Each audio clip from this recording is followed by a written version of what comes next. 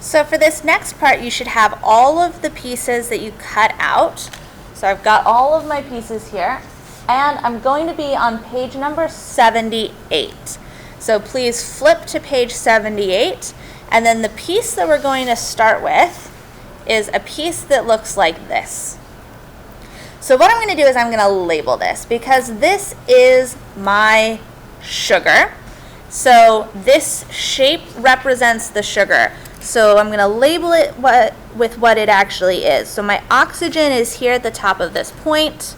Then I've got carbon, carbon, carbon, carbon, carbon, making this ring structure. What this model is missing is it's missing all of those H's and OH's. But this is a sugar, and it's deoxyribose. But that is too big of a word to fit here. So I'm going to take my sugar, and I'm going to make a piece of tape into a roll so that I can tape this down without any tape being on the outside. So I'm going to flip it over, add my tape, and I'm going to put this right up against the red line so that my C is 2 rows down. And you should have the exact same ones that I have, so yours should be able to fit like this as well. Now, our sugar phosphate backbone, what that means is that we have a sugar and then a phosphate and then a sugar and then a phosphate. So the next piece that you need is you need this plus sign thing. This is my phosphate. So it is a P double bonded to an O, bonded to an O, bonded to an O, bonded to an O, and this O has a negative charge. And the way that this is going to work is it's going to do the exact same dehydration synthesis that we did to put things together before.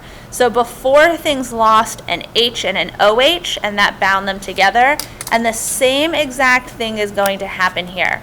So I'm going to tape it down, and then I'm going to flip back in my notes so that you can see what I'm talking about. But the way that these connect, and I'm having trouble making my tape roll. Hopefully you're having an easier time of it. It looks like I'm going to need to actually cut this a little bit. Oh goodness.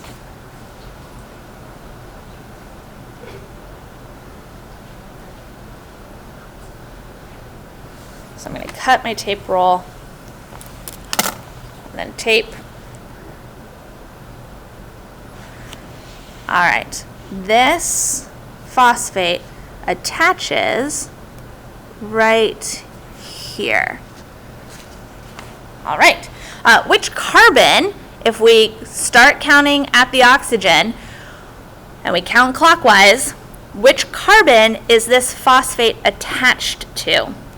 You should notice that it is attached to carbon number 3. So let's look back in our notes about how this works. We've got carbon number 3 has an OH, and this phosphate also has an OH. So what's going to happen is you're going to lose the OH from here, and you're going to lose the H from here, and that is going to become water, H2O. And then this carbon is going to be attached directly into that oxygen. So if I flip back, that's what I can see here. The carbon is attached directly into that oxygen. Now this is the top of my strand. So I'm actually going to fill out some of the missing information here. So this carbon has attached to it an OH, and then it's got 2 more H's, which I know we didn't draw before, but I'm just going to draw them this time. And that is 1 sugar phosphate. Now, this process keeps going. So it goes sugar, phosphate, sugar, phosphate, sugar, phosphate. So I'm going to take my next sugar and I'm going to label it just like I did before. So starting with my oxygen, carbon, carbon, carbon, carbon, last carbon at the top. Make a tape roll.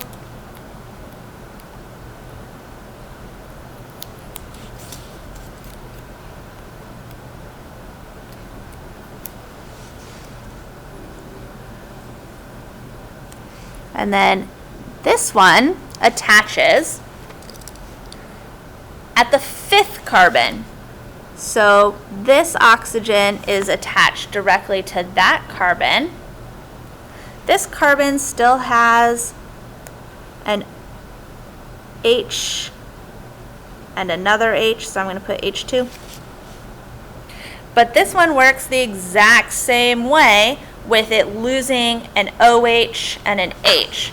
So before, we said that that 5th carbon has an OH, and this phosphate has an OH. So the bottom of this phosphate can attach to the top of a sugar by losing an H and an OH and attaching oxygen to carbon. So that's what we've done here. And then we're going to put another one on. So grab another one of those plus signs, label it P double bonded O, O, O minus, O, and then use your circle tape. So circle tape just means that the tape is in a circle, it makes it double-sided, and we're going to attach it to the 3rd carbon. Okay, so now you can see we have sugar, phosphate, sugar, phosphate. We're going to draw 2 more of these. So again, it's going to go sugar, phosphate, sugar, phosphate. But I'm not drawing the sugar, phosphate, sugar, phosphates. I am drawing them. I am not using the cutouts. So I'm going to draw the first one, and then I'm going to pause so that you guys can draw the next ones, and hopefully it won't take us too long. So this oxygen is bonded to a carbon. That carbon is bonded to a carbon, which is bonded to an oxygen. Carbon, carbon, carbon. All right, so there's my sugar. And then you know what? I'm going to make my phosphate in a different color this time to try and make it a little bit more clear. So that's my carbon. Here's my phosphate. It's attached to the 3rd carbon. So it's an oxygen bonded to a phosphate, double bonded to oxygen, and this oxygen on the side is negative. And then you can pause or you can fast forward. We're going to draw another one on here. So I'm continuing down. It goes carbon, carbon, oxygen. And this will work best if these are all about the same size. So mine got a little bit smaller here. That's going to make it a little bit trickier later, but we're going to go with what we've got. And then I have another phosphate that could be attached here.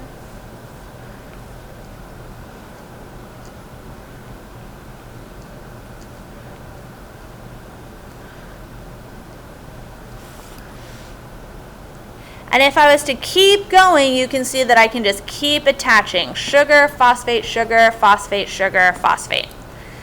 So that is one side of my double helix. Now, the other side is actually going to be a little bit different. but we're not going to get to that part yet. So we're going to leave it right here while we talk about the nitrogenous bases. So I'm going to start a new video. We're going to talk about nitrogenous bases on page 79.